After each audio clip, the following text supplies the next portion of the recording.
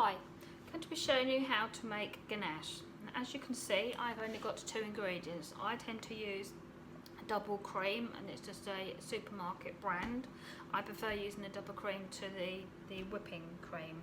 And I also have a high quality cocoa powder, or cocoa chocolate should I say.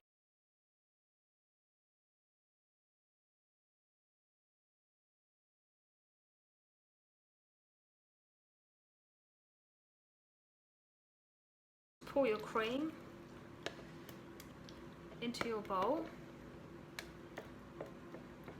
And I've got a silicone spatula because I just find it's easier to go around the bowl. And all you do is just mix it in. So the heat from the cream, it will be melting your chocolate. So make sure you scrape right on the bottom, so you're lifting any buttons that might be stuck, or chocolate pieces that might be stuck on the bottom. See, as you're doing this, that your mixture will start to get thick. So as you can see, the buttons all haven't melted, so I'll give that 20 to 30 seconds in the microwave to melt the chocolate.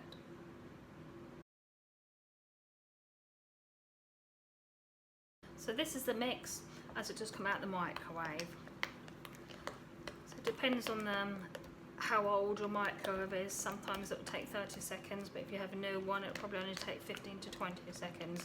So just give it a short amount burst to begin with, because you don't want it to end up splitting, or as some people say, separating your chocolate and your cream. It'll look a little bit like scrambled eggs. So just give that a good stir in. You can see there that's all dissolved now, so just get it all nice and clean down the sides. So nice and silk and smoothie that is.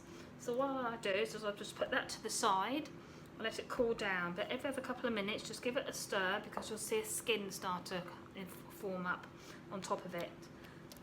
So just give it another stir, and when it's cooled down, just cover it with cling film and pop it into the fridge. I always tend to make my ganache on a Tuesday or a Wednesday morning, so that I can have it set in the fridge, bring it back out to room temperature. If it's still a bit tough or hard, just whack it in the microwave for about 10 to 15 seconds, and you should get it back nice and soft again. Not as runny as this, because you don't want it to be as runny as this, but I'll show you at the end of the video. So that's the white chocolate.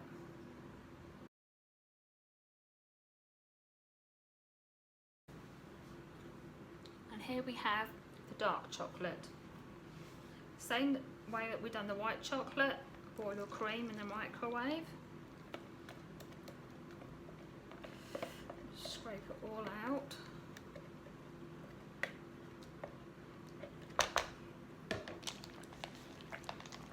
And stir all this in.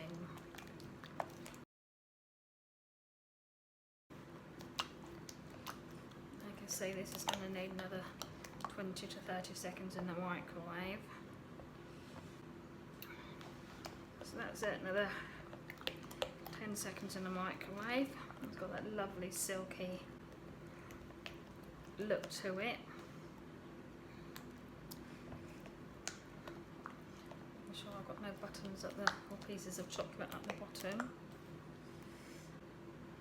How lovely that is. So if you find that it separates when you've had it in the microwave. What separates means when the fat has come away from the chocolate, but you'll see it, because you'll see it's kind of floating on the side. So all you need to do is pop it back into the microwave and give it another 10 to 15 seconds, and it'll mix all in. You'll see it all come together again.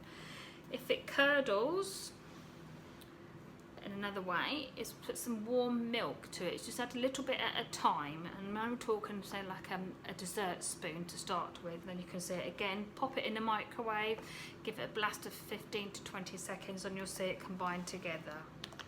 So there's the dark chocolate done. I'm just going to get the white chocolate so I can show you what I mean by the skin. Can you see there's a bit of a skin forming there? So that's why I said every 3 minutes or so, just give it a stir, so that you haven't got that skin, because then you'll start to get some lumps in there from the skin. So you just need to do that. So once that's cooled down, just pop some cling film over it and pop it into your fridge.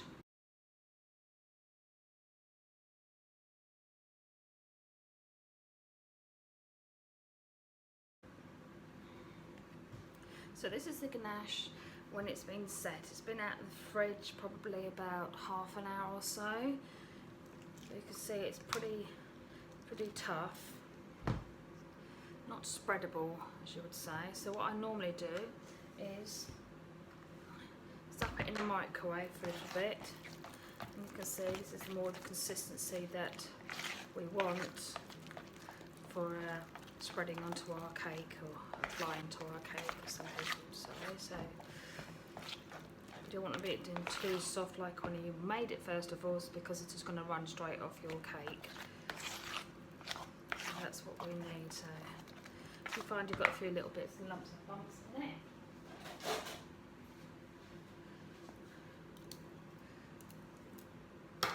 just get a little whisk. Blend it all in, and you can see it's all going together quite nicely now, ready for me to apply onto the cake. And there you go, that's how we make a ganache. So if you have any leftover ganache, this has been in the fridge, so it's set from when we made it.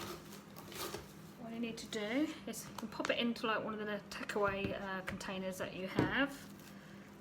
Cover it. It's been set in the fridge, so this is not going to stick into it. This will stop it forming a crust whilst it's in the freezer.